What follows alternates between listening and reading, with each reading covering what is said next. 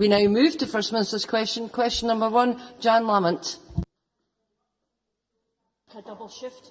To ask the First Minister. We have Ms Lamont's mic on. Your card's not in.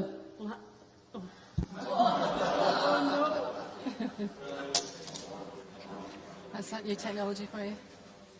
Well, you can see it's a well-oiled machine. To ask the First Minister what engagements he has planned for the rest of the day. First Minister. Meetings to take forward the Government's programme for Scotland. Jan Lamont. Thank you. Presiding Officer, we now know that it is the First Minister's preference that sometime in autumn 2014 the people of Scotland will be asked to decide on Scotland's constitutional future. Nobody can be in any doubt what a momentous decision this will be for the people of Scotland. What will the First Minister do to ensure that we can, and all of Scotland will, have confidence in the timing, the governance and scrutiny of this referendum? First Minister. Well, I would refer Joanne Lamont to the amendment we placed to her motion this morning, which says that in a couple of weeks' time we'll be bringing forward a consultation paper for all of Scotland. That includes political parties, voluntary organisations, the third sector, all the people of Scotland to make their views known, which will set out the terms, the procedures, the timetable of the referendum that we propose. The referendum, of course, for which we received an overwhelming mandate in the recent Scottish elections. Jan Lamont. Yes, I did note the amendment lodged by the First Minister, and I have to say I was disturbed both by the tone and the prescriptive nature of that amendment, and the rejection of an offer genuinely made to come together to build a consensus. Last May, the First Minister told the Chamber that despite an SNP majority in the Parliament, he did not have a monopoly of wisdom. So let me humbly offer the First Minister some of my own wisdom. But the fact of the matter is, just because he can do something, that he can drive something through this process, it doesn't mean it is in his or in Scotland's interest for him to do so. It would not be wise, in my view, for this Parliament to go ahead with a referendum process which is undermined by a concern, even a misconception, that is somehow fixed. He must surely understand that he must dispel the perception that he is acting in the interest of the SNP and not of Scotland. So I repeat my offer from earlier this week and this morning. Will the First Minister not just meet with party leaders to talk, but work with them to agree a consensus on the way forward on a referendum process that is fair and beyond question? First Minister. I think Joanne Lamont, in certain aspects at least, might well be pleasantly surprised when she sees the consultation document. It's in the interests of not just the governing party, it's in the interest of this chamber, it's in the interest of Scotland. As I think will be clear from our consultation document, that the process is clear and transparent and does this nation proud. And I assure her, when she sees the consultation document, then I think Joanne will be reasonably surprised and perhaps encouraged by certainly the tone of it. Now, where I disagree with Joanne, I just find it extraordinary to talk about this government being prescriptive, because I did hear representatives of the third sector in Scotland, the John Downey of the voluntary organisations and Ian Galloway of the Church of Scotland, say very explicitly on the radio this morning that they didn't want politicians to foreclose on the options before the people. But John Lamont's motion did exactly that in terms of how the question should be asked. So can I just give her this assurance? This government, aware of its responsibility, not just to this chamber, but to the people of Scotland, will bring forward a consultation document which will be genuinely that, which certainly will put forward our views, but one that's prepared to listen not just to the political parties, other parties in this chamber, but right across the spectrum of Scottish society, so that we can have a referendum in which we can be proud, a debate in which we can be proud, and all people will know that they've had their full opportunity to contribute to that process in the most important decision facing this nation for 300 years. Joanne Lamont. I think the difficulty is that the First Minister doesn't actually know how to build a consensus. I ought not to be pleasantly surprised in a fortnight's time as the Leader of the Opposition. I ought to be part of the process of shaping the thinking of what that referendum will say. reality is, I accept he may not put a high price on the wisdom of the leader of the Labour Party, but I do reflect on the wisdom of others. Professor Quartrop, on the prospect of a multi-option ballot, told us 2 questions in a ballot where people are asked to vote in both options is simply not feasible. There is a good chance you would want to end up not knowing what people really want. And the reality of those who are arguing for a change to the devolution settlement, they want the union to work. The First Minister wants to break it up.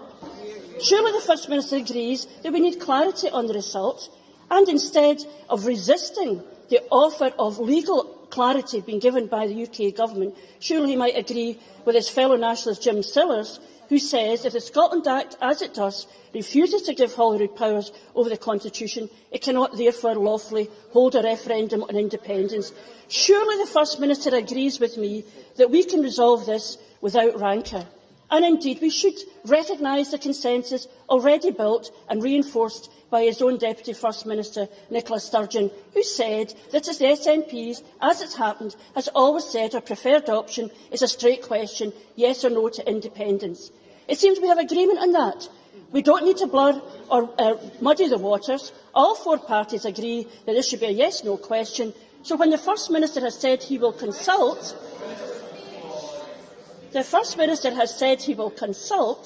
but will he listen and act on what he hears? First Minister. Can I just say that the Deputy First Minister said exactly what the SNP has said for a number of years. Of course, our preference is the independence question, and that will be in the ballot paper. But as I said, after re-election, we don't have a monopoly of wisdom, which is precisely why we're listening to Civic Scotland and their point of view. And that has to say contrasts markedly with a Labour motion before this Parliament, which says it wants to talk to Civic Scotland, but actually rejects one of the arguments that's coming forward from Civic Scotland. So we'll listen and we won't prejudge what people have to say. Can I say to Joanne Lamont, one of the problems that I've got with the words that she says in the Chamber, I've no doubt that they're genuine, is the extent of the being in cahoots with the Conservative government of Westminster, which is now clear. Well, I'm a great student of body language, and I was watching the Labour benches every time the Conservatives said how they were standing shoulder to shoulder earlier on in this debate, and there was a lot of discomfiture on the Labour benches. I think there will be a lot more as we see the extent of the claims of their colleagues of Westminster about how they've been working hand in hand with the Tory government of Westminster in order to put forward diktats to this Parliament and the people of Scotland. So can I say to Joanne Lamont, there's no difficulty with a Section 30, no difficulty whatsoever. What is difficult is the strings that the Prime Minister wants to attach to that Section 30. And surely this Parliament, of all places, should be in agreement that the place this referendum must be built is here in Scotland. It must be led by this Parliament, it must be produced in dialogue with Civic Scotland, and it must go forward to give us a debate, and I hope a conclusion, of which this nation can be proud. Final question, Joanne Lamont. The problem with the First Minister is he offers a false prospectus. He says your choice is independence or the Tories. Neither of these things are things that Scotland particularly wants, and this debate has to be conducted in terms which recognises that Scottish Labour has a positive vision for Scotland inside the United Kingdom. And can I just give him some advice on the issue of having a monopoly on wisdom? A signal of your recognition you don't have a monopoly of wisdom is not simply to find those people who agree with you and welcome the fact that they agree with you. You need to work with those who don't agree with you. And that is the challenge that you have to rise to. Because the fact of the matter is that when this decision is made, and depending on the will of the Scottish people, Scotland will separate from or remain in the United Kingdom. The day after that referendum, all of us in this chamber, indeed every Scot, will have a responsibility to unite, work together and to make Scotland the best it can be, whatever the constitutional arrangement. Will the First Minister accept the responsibility here to be a national leader, and that the calls for us to come together on the process round the referendum to make sure that he is not operating simply as a party leader, but they will deliver and play a part in a free and fair referendum that everyone in this country can trust and will accept the day after the vote has been taken. First Minister. Can I welcome part of for that question, because I think within it are sentiments of which I very much approve. Can I just assure the Labour Party that when the amendment to Joanne Lamont's motion today talks about consultation with all of the people of Scotland, that does include the Labour Party. It absolutely includes the Labour Party. And when we produce that consultation document, then I think perhaps some of the fears that Joanne Lamont has expressed will be seen not to be strongly held. Last thing I'd say is this, because another thing I agree. I mean, I'm looking forward to, as we agree this process, to us getting on to the arguments that really are going to matter. I don't agree with the Labour Party has expressed today that devolution and devolution of powers to this Parliament, independence, are opposites. The whole basis on which I campaigned with the late Donald Dewar in 1997 was on the prospectus of increasing power to Scotland, that they weren't opposites. They were part of a continuum in which that was exactly the position of the people of Scotland of how far to go in accruing powers to their Parliament. But it does affect what we can and can't do in Scotland. I've got absolutely no doubt that Joanne Lamont is really as fiercely concerned as I am with levels of child poverty, some statistics we saw this week, for example.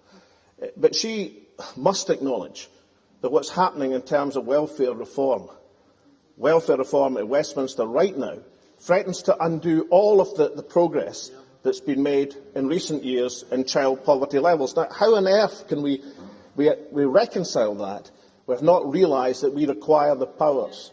I heard earlier in the debate what was the SNP going to do about nuclear weapons in Scotland. So can I say gently to Sarah Boyack, the only basis on which the people of Scotland will be able to move weapons of mass destruction from our soil is if we have the powers that an independent Parliament will bring. So I have every interest in making sure we have a consensus on the process. Every interest, and I'll make every effort for us to do it, because I am anxious, like I hope every other member in this chamber is, to get to the nub of the arguments, to let the Scottish people decide their own future, because that future is one with powers for this Parliament that can create a prosperous economy, but also a just society. Question number 2, Ruth Davidson.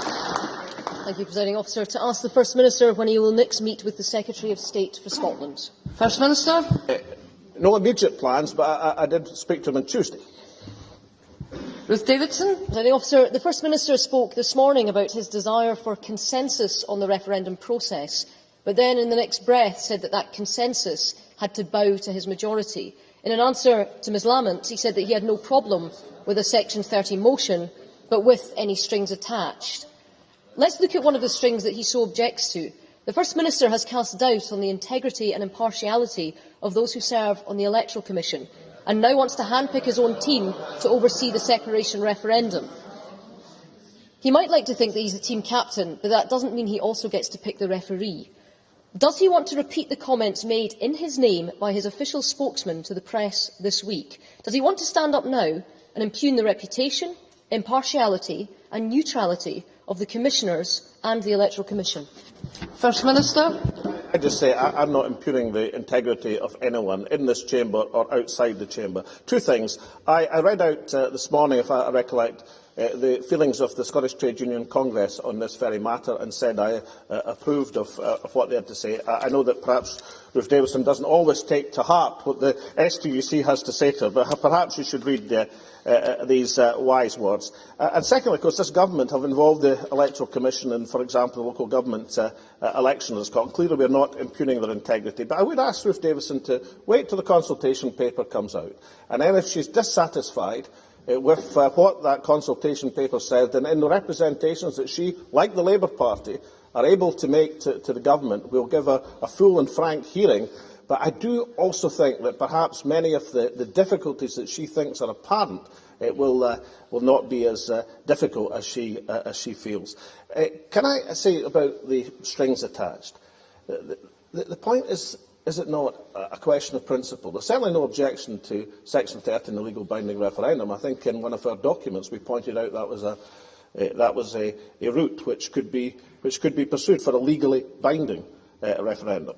But there is a great difficulty, is there not, in the idea that you can have this Section 30, but only if you fulfil the following criteria. And what the difficulty is, of course, if any of us in this Parliament were to concede that principle, concede a principle of somebody else, another Parliament, dictating when an election is held, who votes in that election, how it's organised, then surely we nullify the whole point of the democracy of the Scottish people, their ability to select in this Parliament, as they have done, parties which have a mandate, because it's not just the SNP who supported the referendum process in the election, the Greens did as well, parties who have a mandate to pursue that opinion.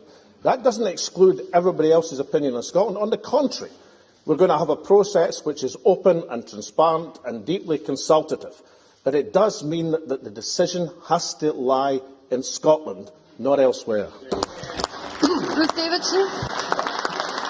I would suggest, Presiding Officer, that much of that ground was given when the SNP voted for the Scotland Act, which reserved the constitutional issue in its entirety. But I'd like to get back to the question which I had already originally asked the First Minister. Reported in the press on Wednesday, I quote from the Press and Journal, First Minister Alex Salmond's official spokesman said the organisation, the Electoral Commission, should be barred because it has political appointees on its board. I'm glad that the First Minister does recognise in his answer to me that he voted to extend the role in Scotland of the Electoral Commission, that the Electoral Commission was voted to set up by the SNP, that the SNP have also bemoaned the fact that it wasn't around to report on the referendum in 1979. I believe that the SNP were delighted when their former MP and MSP and our former presiding officer in this chamber was appointed as a commissioner. So why doesn't he trust the Electoral Commission now? His accusations raise serious doubts about whether he really wants a legal, fair and decisive referendum. If he has any real evidence against the impartiality of the Electoral Commission or its commissioners, will he produce it? First Minister. It's always best to listen to the first answer before the second question. Let me repeat, I'm not impugning the integrity of the Electoral Commission or anyone else in my contributions. Can I point out I do think you should consult the STUC in terms of what they said yesterday. They want an independent body in Scotland tasked with the responsibility of making recommendations on the process and conduct of the referendum. But the crucial point, which Ruth Davidson seems to miss, is that when we involved the Electoral Commission in the process in local government in Scotland, it became accountable in that sense to this Parliament. That was the crucial point. And if she just pursues that line of accountability and then holds that thought and waits for the consultation document in which she'll get a full chance to participate along with everyone else, then perhaps she'll find that her fears in this matter can be somewhat dissuaded. Lastly, if I could say as gently, because I know there was some ageist remarks made earlier in the debate, and not everybody has as clear a recollection of the 1979 referendum as, unfortunately, I do. But I don't think inciting the 1979 referendum rigged by Westminster that any of the anti-independent parties are on the strongest ground on which they could stand. A constituency question, Michael McMahon. Thank you, Presiding Officer. Can the First Minister confirm that he is aware that on Monday of this week, more than 700 employees of the W.J. Hart construction company in Bothell in my constituency discovered that the company had gone into administration, putting all of these vital jobs at risk? Is the First Minister aware that it would appear that this company, which has a long and successful history, was taken over a few years ago by a venture capitalist, and that since that time the company has gone from being a healthy profit of over £100 million turnover a year to going into receivership without warning, with the bank refusing to extend its credit, but with its directors leaving at the end of last year with substantial payoffs? Does the First Minister recognise the devastating impact that this situation will have on my constituency? And will he agree to arrange a meeting between an appropriate minister of his government with myself and my Westminster colleague Jim Hood MP to discuss what avenues are available to protect the workforce affected by this horrendous situation? First Minister. Yes, I am aware of the situation and the serious nature. I do agree to the meeting. I can also tell the member that Fergus Ewing, the relevant minister, is speaking with the administrators at 12:45 today to discuss the situation in detail. I see from Michael McMahon's comments that he may have more information to bring to the discussions, and we'll welcome that, and I'll make sure that ministerial meeting is held as early as possible. Question number 3, Joe Fitzpatrick. To ask the First Minister whether it remains the Scottish Government's position to hold a referendum on independence in the second half of the current parliamentary session. First Minister.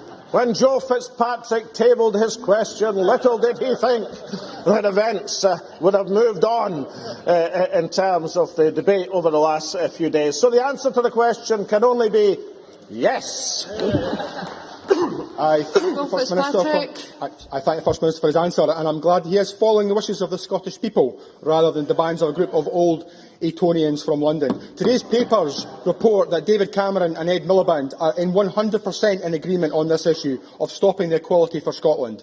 This Tory-Labour alliance have been busy conspiring with Westminster to gerrymander the vote, with Lord Fuchs seeming to suggest that supporting a Scottish football team is good enough reason to be allowed to vote in the referendum. Can I ask the First Minister if he agrees with the words of the late Bashir Ahmed, that it isn't important where you come from, what matters is where we are going together as a nation? And does the First Minister agree that the attitude of the Labour-Tory alliance in London is a perfect example of why Scotland needs the full powers of an independent nation, so that decisions about the future of our country can be taken by those who care most about our country, the people of Scotland? Yeah. First Minister.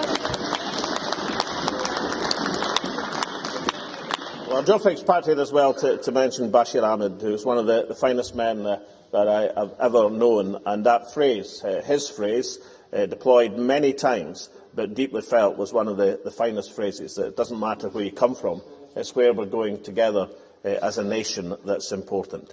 Can I also say that I do think, and I know how uncomfortable this makes the Labour Party in this Parliament, so I won't belabour the point, except to say that I do think that a Labour leader at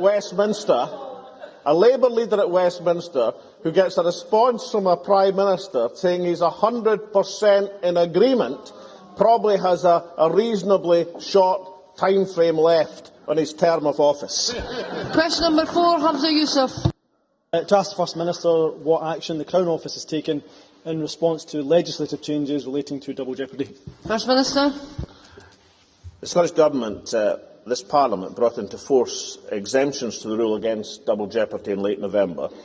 The Lord Advocate has asked the Solicitor General to review cases which may be prosecuted under these newly established exceptions to the rule on double jeopardy. That review is ongoing. Once the review is completed, contact will be made with the victims or families of victims of the cases which are being reviewed. Hamza Yousaf. I thank the First Minister for his response. Following the conviction and jailing of 2 men for the murder of Stephen Lawrence in 1993, may I raise the case of Sarjeet Singh Choker, who was brutally stabbed to death while visiting his girlfriend. No one has ever been jailed for his murder, and the family still awaits any form of justice. The Stephen Lawrence case shows the impact new evidence and new technology can have in delivering justice. I have no doubt that the Crown Office will be re-examining cases like that of Sarjeet Singh Choker. But will the First Minister do what he can in his power to ensure that no stone is left unturned in the search for justice for the Choker family? First Minister. Well, this is a serious issue for Scotland, and obviously every single person in this chamber has huge sympathy for the family of Mr Choker. The Scottish Government brought into force exemptions to the rule against double jeopardy. That Act provides that it is possible to retry acquitted persons in very serious cases if there is new and compelling evidence. Now, consideration of specific cases which might meet the criteria under the Double Jeopardy Scotland Act is, of course, a matter for the Crown and has to be a matter for the Crown. The Solicitor General, who has been asked by the Lord Advocate to review and prioritise cases which may be prosecuted under the Act, stated at the time of the announcement of the Cold Case Unit, that the Prosecution Service is committed to the pursuit of those who have avoided detection for murder. Now, as the member will understand, I have to be extremely careful as a politician in what I say in these matters. But I think all of us should have faith in the ability of Scotland's prosecutors, Scotland's independent prosecutors, to ensure that investigations and prosecutions are taken in appropriate cases. Lewis MacDonald, very briefly. Reopening such cases where it's in the interest of justice is clearly the right thing to do, but it requires time and effort to do it properly. Can the First Minister tell us what resources have been made available to the Crown Office to examine any new evidence that is brought forward, and can he reassure any potential new witnesses that any such evidence will be considered fully and investigated properly? First Minister. Well, I can certainly assure Lewis MacDonald that the Lord Advocate and the prosecutors have all resources that they require to pursue the cold case unit. And although it is not my function as a politician to interfere in the process, certainly in terms of the resourcing, we have absolute assurance that they have the resources they require to pursue these cases. And everyone in this chamber should, I think, trust our independent prosecutors that they've got the resources to do the job, and they shall do what's in the interests of justice, given the new powers that this Parliament has given them. Question number 5, Jackie Baillie. To ask the First Minister what the Scottish Government's most recent estimate is of the number of women in Scotland who have received breast implants manufactured by PIP. First Minister. Well, where we have records, there's no record of PIP silicone breast implants having been used by NHS Scotland, but NHS boards are doing thorough checks to make absolutely sure and give confirmation of this. The Scottish Government doesn't hold information about numbers of Scottish women who could have received PIP implants in the independent healthcare sector in Scotland or indeed elsewhere. However, my official's estimate of the number of Scottish women who may have these implants is in the region of 2,500 to perhaps 4,000 women, though this estimate does not include women who may have travelled out with the UK to receive an implant. Now, I understand this will be an extraordinarily worrying time for women who have had breast implants, and that's why we've made arrangements for the NHS Inform helpline and website to provide additional support. If any woman is concerned about PIP silicone breast implant, they should seek advice from their general practitioner or indeed the clinic which performed the implant. Jackie Baillie. Can I thank the First Minister for his very helpful response? The First Minister will of course be aware that there are very many private clinics refusing to accept any responsibility and are intent on charging thousands of pounds for the removal of these implants. Can I ask him, therefore, how he will ensure that private clinics meet their responsibility to their patients, because they shouldn't be let off the hook in this regard, and in the event that he can't do so, can he outline what safety net the NHS will provide for these women? And finally, would the First Minister agree to meet with me and the women affected to discuss their concerns? Jackie Baillie. Sorry, First Minister. Can I say to Jackie Baillie, the Deputy First Minister has indicated that she'll be glad to meet to pursue the concerns. We expect private providers to offer the same level of service to their patients without cost. In cases where a private provider no longer exists or won't provide the service, we won't leave any women in Scotland without support. The National Health Service will step in. The presumption will be that this will only cover removal of implants. However, if the clinical opinion is that replacement is required, and that is what the woman wants, it would also be covered by our National Health Service. Question number 6, Nigel Dawn. Officer, to ask the First Minister what progress has been made towards securing an agreement with ambulance staff on emergency interruption of rest breaks. Minister. Well, the Scottish Government is doing everything we can to bring this issue to a swift conclusion. Rest periods have been a contentious issue within the ambulance service since the introduction of the Agenda for Change in 2004. However, urgent meetings have taken place this week, and all parties are seeking a resolution which safeguards patient safety. The Cabinet Secretary for Health will update the Scottish Parliament on progress in a statement to be made on the 18th of January. Nigel Dawn.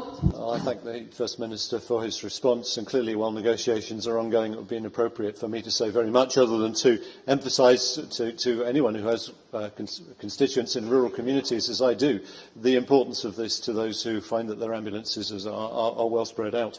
I'm therefore grateful to the First Minister for his response and hope that those negotiations will be concluded swiftly. First Minister. Well, let me acknowledge the important work which the Scottish Ambulance Service do in saving lives and providing medical assistance day in, day out in Scotland.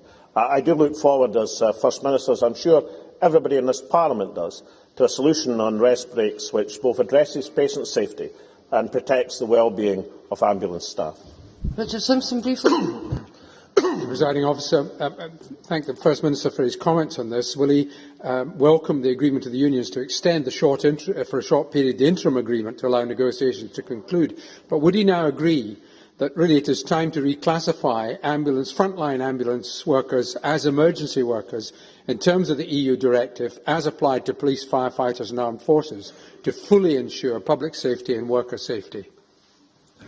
First Minister. Talks are ongoing on the issue before us and on other aspects of the member's question, and he'll forgive me if I don't go further than that at the present moment. But the member can be absolutely certain that the Scottish Government are doing our utmost to see this dispute resolved as quickly as possible. That is First Minister's question. I now suspend until 2:15.